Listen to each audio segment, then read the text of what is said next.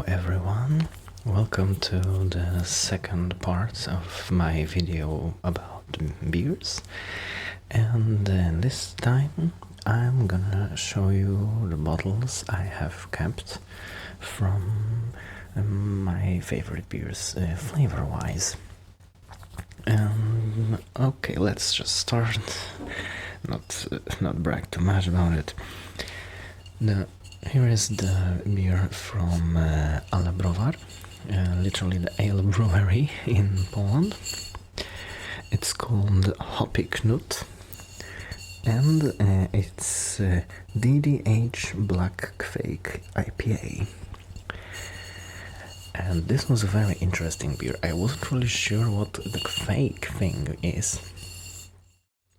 Of course, I'm not talking about the Polish website with memes, but from what was here, turned out that it's a type of yeast that was supposedly isolated from some brewery from the Viking times, and like it's literally yeast that most probably was used by the Vikings to ferment their beer. And also this is why it's called Knut. So let's read the story in the back. When Knut has a beer, Knut is happy. But when he finds a hoppy rarity in the cup, like this tarry IPA, basic on the Quake yeast, Knut is hoppy and his eyes bust the gut. Conquering new lands must wait a while. Yes, and to be honest, it was very interesting because, like the name suggests, it was high in bitterness from the hops, but at the same time this was a very dark beer. So you know those chocolates and like burnt, maybe not burnt, but like highly baked bread of sorts. Flavors really nicely played with the hops, so it was a little bit bitter, a little bit sweet. This was very good, really, and those yeast were truly something different. You know, maybe the difference wasn't that much present, like in the base flavor, but you could clearly taste that in comparison to different styles, like regular lager or ale yeast. This was something different, something maybe not new, but like I said, something different. Yeah, so this is the Hoppy Knut from the Ale Browar. Also a beer that clearly shows that a really good beer doesn't have to be expensive, because in the realm of craft beer, this was pretty standard price. Oh, and also I should show you a close-up of the label, because this is truly great. Hold on. Oh, here. Yeah, Ale Browar labels are always little pieces of art.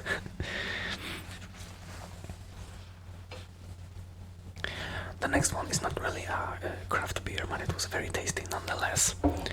It's from the Czech brewery Primator, I'm not sure how to say it. It's Double 24. It was a dark beer. It's described as dark porter, 24% extract, obviously 24% sugar by weight. This is not alcohol. It's extract. Alcohol by volume is 10.5. But it was a really good beer. It was, well, again, something different. Because even though I'm really used to dark beers, you know, being more on the sweeter side, there's always a bit of those tartness from the hops. This one was not tart at all. This was pure sweetness, and the texture was very smooth. Something that I usually find in, for example, oatmeal stouts that not only have lactose inside, but also the oat flakes. This one is just a regular dark beer, but like I said, it was very sweet, very smooth, not tart at all. Well, it was a little bit strong, but on the other hand, you know, the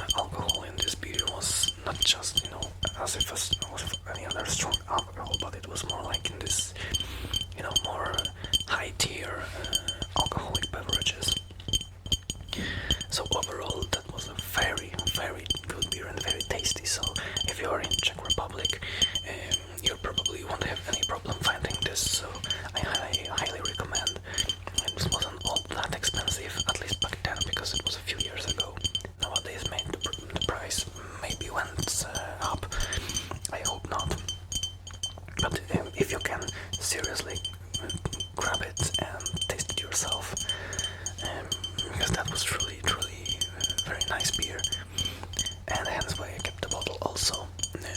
I really couldn't find it later anymore, unfortunately. So that's the Primator. And the next one also is not really a craft beer, but again, a very good one. And Lindemans Kriek Lambic. It's a fruit lambic from Belgium, spontaneous fermentation. Yes, maybe I should start from what is a lambic beer to begin with. A lambic beer is a traditional Belgian-style beer which ferments with this spontaneous yeast, which means that the beer is not, put the fermentation like in a regular manner when you just put the yeast inside the pre-beer mix, let's say, and you have the high fermentation, low fermentation yeasts. This is another yet genus of yeast that usually just roam free in the air, and the beer is just put on those like trays or something on a very high elevated and lofty space in the brewery, and then the fermentation starts, and once it starts the sample of beer is just put inside the rest of the mix, and then it ferments. And this provides for very unique flavors, and in general Belgian yeast, not only the spontaneous fermentation ones but just regular that are used for the normal Belgian ale, are very specific and have very unique flavors. I really like them, by the way, and to me Belgian beer is all about the yeast, and I mean here like every type of Belgian beer, not just the regular or the lambic. So this is a lambic beer, and lambic beers tend to be a little bit sour, for some people maybe even too sour, and have like a very specific sort of flavor. It's really hard to describe, but this one is a variation of the lambic. It's Kriek, which means that to a lambic beer the fruit juice or syrup is added, which makes this beer a very sweet, fruit forward, and it had a beautiful, since this one was cherry, it had a beautiful red color. I've seen also with, I think, blackberry juice also version. I'm not sure, but there are many variations with different juices added. And it's a really nice way to introduce someone to a lambic beer, for its sweeter cousin. And just was the case with this one. It wasn't the first sour ale I tasted, because like I mentioned before, the first one was Pinta Kwas Epsilon, but that was different, because that was beer with this lactobacillus thing. This one was a spontaneous fermentation. So the flavor profile was totally different, although I believe that in Kriek all that flavor from the wild yeast is just muffled by the fruit juice inside. But if you like the Kriek and you wish to check the actual lambic, I highly recommend. Yeah, so that is the product of the Lindemans. Another one. This is the biggest bottle I have. It's from Marienstadt Craft Brewery. This one is from Poland. It's their Wild and Funky series. It's called Flanders Red Ale. It's 750 milliliters bottle. I don't know how many it is in ounces, but it's like way over 10 ounces, like way over. 5.6% alcohol by volume, 12% sugar extract. There is not really a description, but from what I gathered, Flanders Ale is yet another type of spontaneous fermentation beer. Well, as you can guess, it's from Flanders, so not really far away from the Belgian beers. So the wild fermentation traditions remain. But this very beer was also aged in the barrel after the wine aging. red wine were still present. I mean, they were supposed to be present. Were they? Yes. This beer actually tasted more like a wine than a beer. No hop flavor at all. Mild malt flavors, but like very mild. Most of what you could taste was this sourness from the yeast, and probably those barrel thingy, because it truly tasted like red wine. And it's not only my opinion, because as you may imagine, I couldn't drink such a bottle by myself. I shared it with two of my friends, and we all came to the same conclusion. It was very funny because, you know, we were drinking it, and like after the first tasting, we all three went like, "Oh, this tastes like wine, not a beer." So that was very funny. And another unique thing about this one was that it wasn't sealed, you know, by a regular, you know, like a steel cap or aluminum cap actually here, but you know, it had this, you know, it was sealed with like wines are, you know, with the cork and stuff. So that was also very nice. And you know, because of all of those reasons, you know, that this beer was very unique. It tasted good, don't get me wrong, but most of all it was unique. And this plus this bottle again made me keep it. And also it was another case when I first saw the bottle, thought to get it, and then reflected on what I actually bought. Yeah, so that's Marienstadt Flanders Red Ale. As much as this list is not in any particular order, the next two beers definitely top my flavor rating. But then again, those two might top the rating, but I really cannot say which one is better. So let's start from this one. Braggot by Brewery Perun. And you may know Perun for their series of beers in collaboration with Behemoth. But this one is not. The Braggot is their limited edition beer from what I know. It's Barley Wine 25 BLG, 12.4 alcohol by volume. And it's pretty unique because, like they said, fusion of honey wine and beer, intensive honey aroma and flavor with clear sweetness countered by the mild tartness and warming and aromatic. And they used not only two types of honey, but also the grain composition is very interesting because they used rye, wheat, and malt,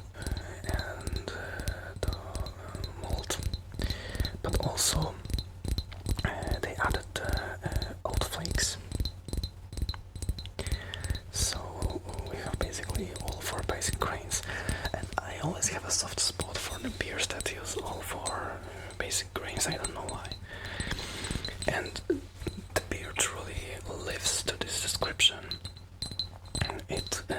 It was clearly, you know, beer. You couldn't really make a mistake. Like with the Flanders Red Ale, for example, the hoppiness was very clear and very firm, but the main flavor was the sweetness from the honey, and it truly wasn't like a, you know, honey beer, but like a honey wine.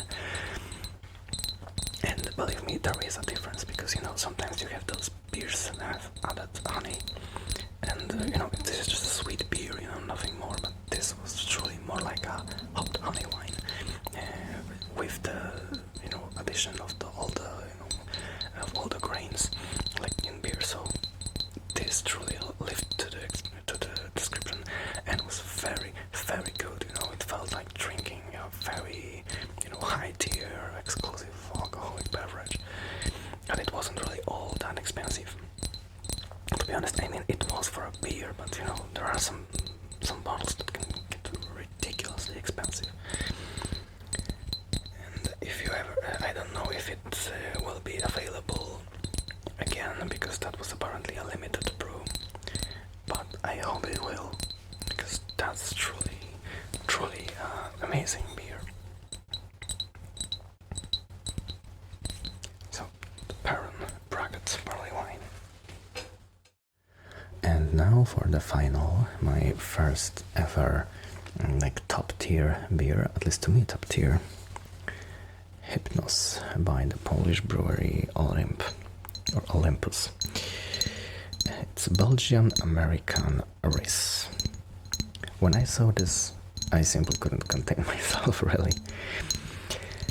This beer offered everything I like in beers. So it was a Russian Imperial Stout. So it was a very, strong, dark beer, firmly hopped with American hops.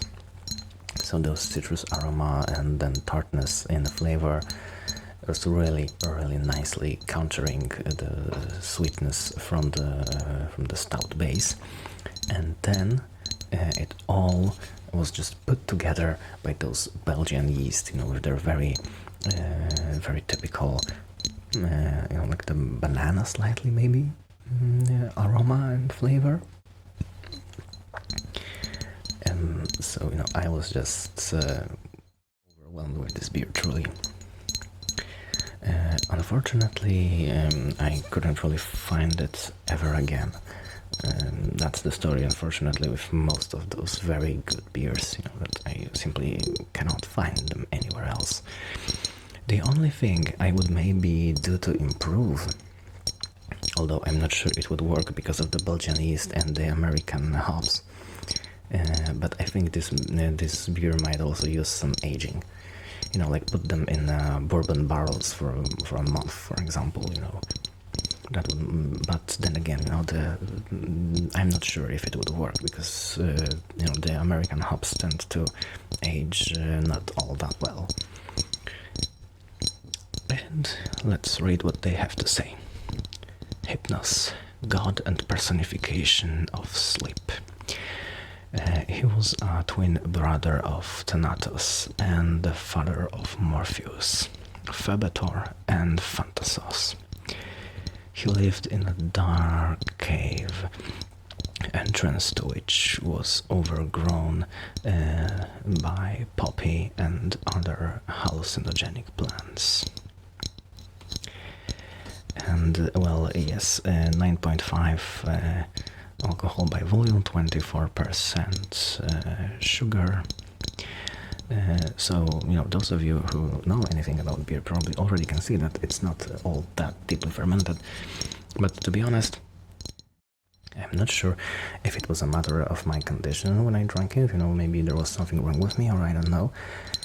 But this beer truly sent me off to the dream realm. But it was good though, really good. Seriously, if I would choose one beer to get someone as a gift, for example, to make, and for this beer to be more top tier exclusive, this would probably be this one, either this or the Braggot, depending on the person, of course. Because Braggot was sweeter, this one is very complex beer, truly for someone who knows what they're doing in regards of beer tasting. So, there we go. Hypnos from the Polish brewery Olympus, or just Olymp in Polish. So that was all in this part. The next part, which will be the last one, is going to be about my most beautiful labels that I have on my beers. At least, of course, this is my picks for the most beautiful labels on the bottles that I own. But I would say that this episode was probably the most important, at least for me, because here we were talking about the very point of the matter in terms of beer. However, I always have a soft spot for a nice looking label, and as I said in this video and in previous one, and I will absolutely mention it again in the next one, there are just some beers I bought purely for the aesthetic reasons of the label or the bottle. But that is all for today's video. I wish you all a very good sleep, and as always with those videos, drink responsibly. Craft beer, especially craft beer, is meant to be tasted, not drunk to oblivion. And so yeah, be responsible, and well, maintain a good sleep. And remember that alcoholic sleep is not a good sleep. And with that, I wish you a good sleep, rest, and see you again in the next video. Bye bye. Sweet dreams.